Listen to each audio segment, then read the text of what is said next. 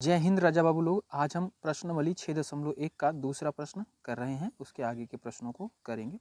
तो दूसरा प्रश्न दिया गया है राजा बाबू, कह रहा है आकृति 6.14 में रेखाएं एक्स वाई और एम एन बिंदु ओ पर प्रतिच्छेद करती हैं। तो यहाँ पे एक्स वाई ये एक रेखा है और एम और एन ये एक रेखा है जो प्रतिच्छेद कर रही है बिंदु ओ पर। ठीक है, यहाँ पे प्रतिच्छेद कर रही है। यदि कोण पी ओ वाई यानी कि पी ओ वाई यानी कि ये वाला झुकाव, ये वाला कोण, इस वाली और इस वाली रेखा के बीच में कौन सा झुकाव, ये वाला को झुकाव 90 अंश दिया गया है। ठीक है, 90 अंश है। और ए अनुपात बी, ए और बी का अनुपात, ए आपका कोण दिख रहा है आपको, ये रहा। बी कोण कहाँ पे है, ये है। इनका अनुपात क्या है, 2:3 है। तो कोण, तो सी ज्ञात कीजिए। सी कहाँ पे है, तो सी ज्ञात करना, मतलब ये वाला कोण हमें ज्ञात करना है, ये हमें निकालना है। तो बच्चों देखो क्या किया जा सकता है इसमें, ध्यान से देखो।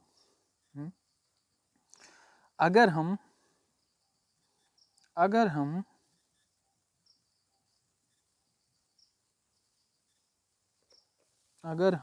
देखो, माना कोण ए बराबर, मान लेते हैं कोण ए का अनुपात दिया गया है 2, हम इसको 2x मान लेते हैं। ठीक है, और कोण बी को मान लेते हैं कि ये 3x है। ठीक है, 3x है। इसको एक समीकरण कर लो, इसको कर लो 2 समीकरण। ठीक है, ठीक है।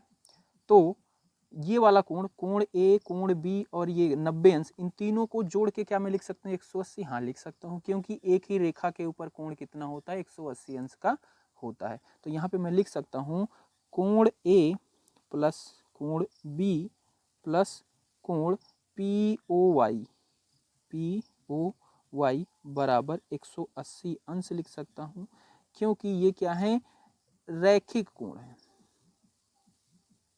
रैखिक कोण। ठीक है, या फिर रेखा के कोण है, एक रेखा के ऊपर 180 अंश का कोण होता है। इसके आधार पे हमें लिख सकता हूँ, इसको लिख देता हूँ रैखिक कोण है या एक रेखा के ऊपर के कोण है। एक रेखा के ऊपर के कोण क्या होते हैं, 180 अंश के होते हैं। अच्छा, तो यहाँ पे कोण ए की जगह पे लिख देता हूँ 2x, क्योंकि हमने यहाँ पे माना है। और कोण बी की जगह पे क्या लिख देंगे 3x, क्योंकि इसको रेशियो दिया गया है 2:3, तो मैंने x मान लिया है। ठीक है, उस कोण को x और y, तो 2x plus 3y plus P O Y कितना है, 90 अंश। ये क्वेश्चन में दिया ही गया है, 90 अंश बराबर 180। ठीक है, तो यहाँ से हो जाएगा 2 और 3 ही हो जाएगा, 5x प्लस 90 बराबर 180। 5x, 90 को उधर भेजेंगे तो 90 क्या है, इस 5x के साथ जुड़ा हुआ है, उधर जाएगा तो क्या हो जाएगा, घट जाएगा। ठीक है, तो माइनस का 90 हो जाएगा, 180 में से 90 जाएगा तो बचेगा कितना, 90 ही बचेगा। इधर क्या बचा है 5x, हमें x का मान चाहिए। ठीक है, तो इस 5 को मैं यहाँ से हटाऊंगा, यहाँ से हटाने के लिए क्या करना पड़ेगा, x के साथ 5 क्या है, गुना में है, उधर जाएगा तो क्या हो जाएगा, डिवाइड हो जाएगा, यानी कि भाग में हो जाएगा, यानी कि x बराबर 90/5 हो जाएगा। इसको 5 से हम काटेंगे तो ये 5 एकम 5, 5 8 40, यानी कि 18 आ जाएगा, यानी कि x का मान 18 आ जाएगा। तो हम यहाँ से निकाल लेंगे, तो समीकरण a और b से, तो कोण a हमारा क्या था, 2x था, x का मान क्या आया है 18, यानी कि कोण a बराबर हो जाएगा 18 दूनी 36, कोण a बराबर हो गया 36 अंश। कोण b बराबर था 3x। ठीक है, 3x और x की जगह पे क्या आ गया 18, यानी कि 3 गुना 18 हो जाएगा, 8 त्रिक 24, 2 3 एकम 2 54। ठीक है, तो कोण b बराबर आ गया 54 अंश। ठीक है, अब हमें क्या निकालना है उसको बच्चों ध्यान देना, हमें ये वाला कोण चाहिए, ये वाला कोण चाहिए। तो बच्चों यहाँ से आप देख सकते हो कि ये वाला कोण, ठीक है, ये वाला कोण बराबर होगा इस वाले कोण के, क्या ध्यान से देखना, ये वाला कोण बराबर होगा इस वाले कोण के। हाँ, क्यों होगा, देखो इस वाली भुजा और इस वाली भुजा को देखो, तो ये क्या है, एक दूसरे को कैंची की तरह काट रही है।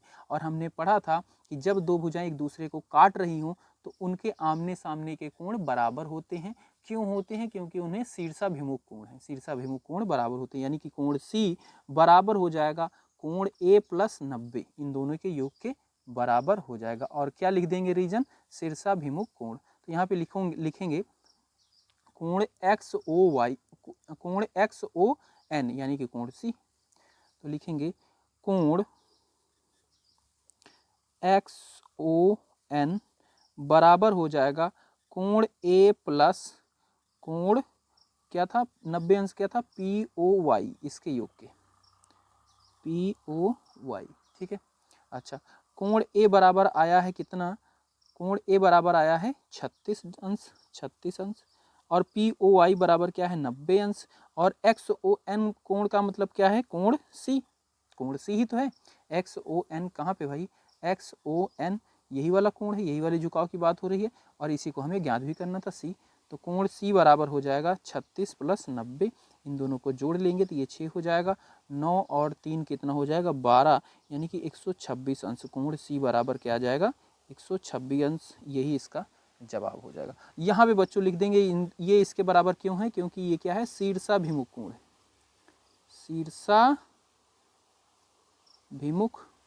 शीर्षाभिमुख कोण बराबर होते हैं। ठीक है। तो इस तरीके से आपको बच्चों ये दूसरा प्रश्न करना था। राजा बाबू लोग तीसरा प्रश्न है, कह रहा है आकृति 6.15 में, ये रही आपकी आकृति 6.15 में, यदि कोण PQR यानी कि PQR यानी कि ये वाला कोण बराबर है कोण PRQ यानी इस वाले कोण के बराबर है, तो सिद्ध कीजिए कि कोण PQS यानी कि ये वाला कोण बराबर PRT यानी कि ये वाले कोण के बराबर सिद्ध कीजिए। ठीक है बच्चों, समझ में आ गया क्वेश्चन। ठीक है, तो इसको बच्चों कैसे कर सकते हैं, सबसे पहली बात हम यहाँ पे जो चीज़ दी गई है उसको लिखते हैं। ठीक है, दिया है कोण PQR बराबर कोण PRQ, ये दिया है। ठीक है, इसको हम समीकरण 1 मान लेते हैं। ओके, इसके बाद क्या हम किसी संबंध के जरिए बता सकते हैं इनको संबंधों को, हाँ बता सकते हैं। चलो देखो कैसे, अगर हम कोण PQR प्लस कोण PQS बराबर 180 लिख सकते हैं क्या, हाँ ये क्या है रैखिक युग्म है, और ये रैखिक युग्म यानी कि ये वाला कोण और ये वाला कोण, इन दोनों का योग क्या होगा 180 होगा, क्योंकि एक ही रेखा के ऊपर ये कोण बना हुआ है। ठीक है, और ये क्या है एक दूसरे के रैखिक युग्म है। तो यहाँ से बच्चों हम लिख सकते हैं एक संबंध, क्या संबंध कि कोण PQS यानी कि ये वाला कोण प्लस कोण PQR यानी कि ये वाला कोण PQR, इसको लिख सकते हैं 180 अंश। और ये कैसे कोण है, ये क्या है रैखिक युग्म है, रैखिक युग्म।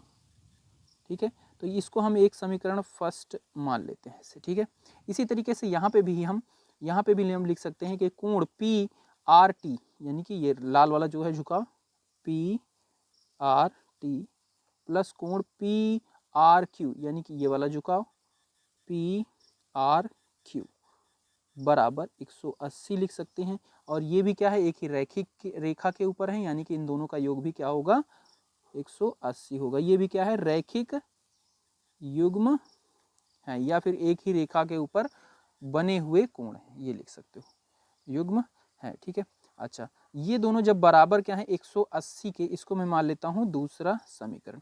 जब भाई ये प्लस ये 180 है, ये प्लस ये 180 है, तो ये और ये भी तो इक्वल होगा। बिल्कुल जाहिर सी बात है। तो समीकरण फर्स्ट एंड सेकंड से, पहले और दूसरे से, जब ये भी 180 के बराबर है, ये भी 180 के बराबर है, तो ये दोनों भी आपस में बराबर होंगे, क्योंकि 180 इधर वाला जब बराबर भाई इसके, तो इधर वाले भी बराबर होंगे। तो यहाँ पे लिख सकते हैं कि कोण PQS प्लस कोण PQR यानी कि PQS प्लस PQR बराबर होगा इसके, बराबर किसके होगा PRT प्लस कोण PRQ। ठीक है, क्योंकि ये 180 के बराबर था और ये भी 180 के बराबर है, तो 180 के बराबर होगा ना, तो ये चीज़ भी इधर वाली भी लेफ्ट साइड वाली भी दोनों चीज़ें बराबर होंगी, ये चीज़ लिख दिया। ओके, अच्छा अब यहाँ पे एक चीज और कर सकते हो, क्या मैं पी क्यू आर को लिख सकता हूं पी आर क्यू? देखो कह रहा हूं मैं P Q S plus P Q R की जगह पे मैं लिख सकता हूं P R Q. P R Q, हाँ क्यों लिख सकता हूं? क्योंकि दिया गया है पी आर क्यू बराबर बराबर होता है P R Q, sorry P Q R बराबर होता है पी आर क्यू, तो इसलिए मैंने इसकी जगह पे पी आर क्यू लिख दिया। ठीक है, तो यहाँ पे रीजन भी लिख देंगे किसके लिए हमने किया, क्योंकि ये चीज प्रश्न में दिया ही है, तो ये पी आर टी हो जाएगा, जो था वही उतार दिया, यहाँ पे भी था पी आर क्यू, ये भी उतार दिया। अच्छा, अब इधर भी बच्चों पी आर क्यू और इधर भी पी आर क्यू, तो ये दोनों क्या हो जाएंगे, कैंसिल हो जाएंगे आपस में, और हमें जो सिद्ध करना था पी क्यू एस बराबर पी आर टी, वो हमने सिद्ध कर दिया। ये देखो दोनों बराबर आ गए। ठीक है, इस तरीके से बच्चों इसको आप कर सकते हो। बच्चों इस नोट्स को डिस्क्रिप्शन में जाना, वहाँ पे लिंक दिया, इसको आप डाउनलोड कर सकते हो पीडीएफ के रूप में, यही चीज़ आपको मिल जाएगी। देखो बच्चों चौथा प्रश्न दिया गया राजा बाबू, कह रहा है आकृति 6.16 में यदि x प्लस वाई बराबर w प्लस जेड, एक्स कहाँ पे है, ये वाला कोण है, y कहाँ पे है, ये वाला कोण है, इन दोनों का योग किसके बराबर हो रहा है, कह रहा है w प्लस जेड, तो w आपका ये रहा और z आपका ये रहा, मतलब इस कोण और इस कोण का योग किसके बराबर हो रहा है, w प्लस जेड के बराबर है। तो सिद्ध कीजिए कि ए ओ बी एक रेखा है, ए ओ बी एक क्या है, रेखा है। रेखा होने के लिए क्या जरूरत होती है, तीनों बिंदुएं क्या हो, एक ही लाइन के ऊपर हो। ठीक है, ए ओ बी एक रेखा है। ठीक है, चलो इस चीज को सिद्ध करते हैं भाई। कैसे सिद्ध करेंगे बच्चों, ध्यान से देखना। बच्चों आपको पता है और नहीं पता तो याद रख लो, अगर एक रेखा ये है और यहीं से आप कोई दूसरी रेखा ले रहे हो और उसको पूरा घुमाते हुए फिर लाके यहीं पे रख रहे हो, तो ये जो पूरा घुमाव होगा इसको बोलते हैं 360 डिग्री। ठीक है, 360 डिग्री, मतलब अगर मैं इन सब कोणों का योग कर लूँ x plus y plus z plus डब्ल्यू, यानी कि ये पूरा एक गोल चक्कर पूरा कर लेगा, तो कितने अंश का कोण होगा, 360 डिग्री का अंश होगा, अंश कोण होगा 360 डिग्री का। हाँ चलो, तो यहीं से हम लिखेंगे इसके हल में हम जानते हैं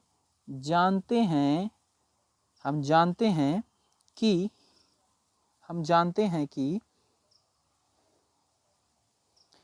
x plus y plus z plus डब्लू बराबर होगा 360 डिग्री।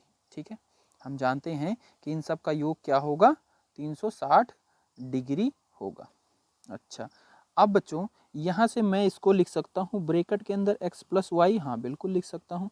इसको z प्लस डब्लू को भी एक ब्रैकेट के अंदर कर देते हैं और बराबर में 360 डिग्री हो जाएगा। हाँ हो जाएगा। अब बच्चों यहाँ पे ध्यान से देखना, x प्लस वाई बराबर क्या होता है, w प्लस जेड। ठीक है, x प्लस वाई बराबर क्या होता है, w प्लस जेड। तो w प्लस जेड की जगह पे क्या मैं लिख सकता हूँ, x प्लस वाई, या फिर x प्लस वाई की जगह पे w प्लस जेड भी लिख सकता हूँ, हाँ बिल्कुल लिख सकता हूँ। तो मैं पहले x प्लस वाई को नहीं बदल रहा हूँ, इसको यही रखते हैं और w प्लस जेड की जगह पे लिख देते हैं x प्लस वाई। भाई जब ये चीज़ इसके बराबर है तो ये चीज़ भी इसके बराबर होगी, यानी कि w प्लस जेड बराबर x प्लस वाई होगा, बराबर में 360 डिग्री। ठीक है, अब इन दोनों को जोड़ेंगे तो ये क्या हो जाएगा, 2x प्लस वाई बराबर 360 डिग्री। ठीक है, यहाँ से 2 को इधर से हटाएंगे, 2x प्लस वाई में क्या है, गुना है, उधर जाएगा तो भाग में हो जाएगा, यानी कि 360 में 2 क्या हो जाएगा, भाग हो जाएगा, और ये x प्लस वाई इधर बचेगा। ठीक है, इधर भाग करेंगे तो ये क्या आ जाएगा, 180 आ जाएगा, यानी कि x प्लस वाई बराबर आया 180। और बच्चों अभी हमने पढ़ा था रैखिक युग्म में, ठीक है, एडजेक्सेंट एंगल, ठीक है, एडजेक्सेंट एंगल पढ़ा था ना, आसन्न कोण। आसन्न कोण यहाँ पे बन रहा है, ये देखो x और y क्या है, एक दूसरे के आसन्न कोण है। ठीक है, अगर इन आसन्न कोण के लिए क्या था भाई, उनका शीर्ष क्या होना चाहिए, एक होना चाहिए, ये देखो शीर्ष कॉमन है, उभयनिष्ठ है, और एक भुजा क्या होनी चाहिए, दोनों भुजाओं उभयनिष्ठ होनी चाहिए, दोनों कोणों के लिए उभयनिष्ठ होना चाहिए। तो ये वाली O और C, ये वाली भुजा क्या है, कोण x और कोण y के लिए भी उभयनिष्ठ है मतलब कॉमन है, जो दोनों में है। और इस कॉमन भुजा के विपरीत दोनों भुजाएं होनी चाहिए। तो एक्स कोण के लिए दूसरी भुजा क्या है, ओसी ओबी। एक तो ओसी हो जाएगी, एक ओबी, तो ओबी क्या है, कॉमन वाली भुजा के इधर है। और इसी तरीके से ओसी के दूसरा वाला कोण वाई है, वाई की दूसरी भुजा क्या है, एक्स जेड और ए, ये भी क्या है, कॉमन वाली भुजा के विपरीत है। तो यानी कि क्या है, आसन्न कोण बना रहे हैं दोनों, आसन्न कोण दोनों बना रहे हैं। और अगर आसन्न कोण का योग 180 अंश हो जाता था तो क्या हो जाता था, रैखिक युग्म बन जाते थे। उसी को क्या बोलते थे, रैखिक युग्म। और रैखिक युग्म क्या होते थे, एक ही रेखा के ऊपर कोण क्या होता है, 180 होता है। ठीक है, तो यहाँ पे लिख देंगे, इसमें लिखेंगे कोण AOC और कोण COB। AOC क्या है, एक्स वाला कोण है, AOC यानी कि वाई वाला कोण, प्लस BOC या COB ये वाला कोण, x प्लस एक्स और y एक रैखिक युग्म बनाते हैं। और रैखिक युग्म बनाने का मतलब है कि एक ही रेखा के ऊपर ये दोनों कोण उपस्थित होंगे। और जब एक ही रेखा के ऊपर कोण है तो AOB जो भी भुजा है वो क्या होगी, एक रेखा होगी। तो ये इसमें लिख देंगे बच्चों जवाब, ये इसका जवाब हो जाएगा। ठीक है।